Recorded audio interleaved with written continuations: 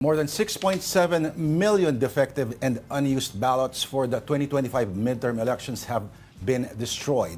And for details, we have Mobile Journal, Merimon Reyes. Merimon, magandang hapon sa iyo. Okay, ano-ano nga ba, pakilinaw, ang defective, invalid, unused, at anong criteria para sabihin na dapat sunugin itong mga balota?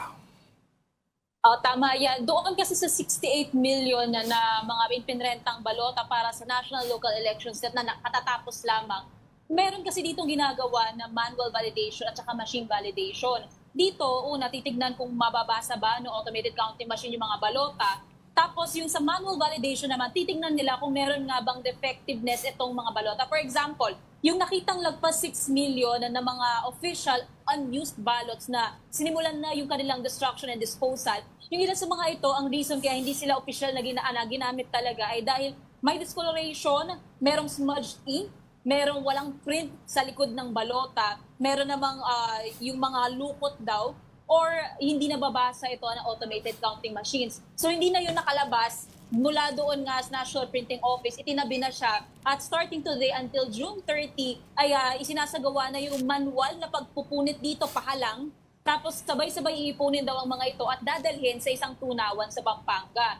And ang pinaka nasabi sa atin dito is yung pagdating doon kasi sa quality control, kahit daw ultimo yung discoloration lang nung pinakabalota, even though na dapat medyo blue siya, may green na kulay o kaya naman may faded na kulay, itinabi na agad nila ito. Kaya nagkakaroon ng reprinting, kaya naging ganito karami yung mga hindi nagamit. In comparison doon sa 2023 na barangay SK elections, almost 4 million lang yung hindi nagamit na mga balota. Yung ngayon kasi medyo marami raw talaga, lagpas halos 2 million yung naging agwat niya talaga. Pero ang guarantee nila, kaya ito isinasagawa, it's actually a customary practice ng COMELEC, ng poll body, para masiguro na wala nang mangyayaring unlawful use sa mga balotang ito. Okay, so paglilinaw lang, ang dahilan kung bakit hindi lang basta itapon, kundi kailangan tunawin, sunugin, punitin, at Pampanga pa talaga. Okay, hindi naman ang ibig sabihin nito ay yung mga depektibong balota ay may mga boto. Hindi, ito yung mga hindi na umabot pa kasi mali ang pagkakaimprenta. So walang boto nakasulat dyan.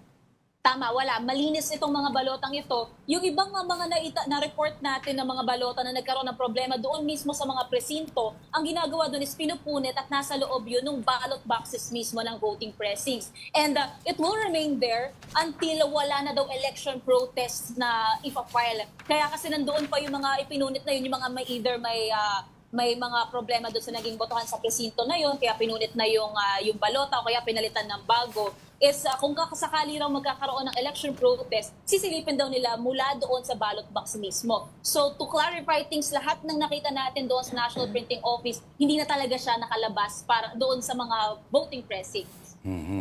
Nako, wala nang oras pero gusto ko sana tanong kay Merimon kung i-recycle ba yan? Kasi sayang marami yan. Ako nga nagtataka ko ba't kailangan punitin 6.7 million? Kasi baka daw, para hindi na magamit ulit. Tama ba, Merimon? Yes, tama.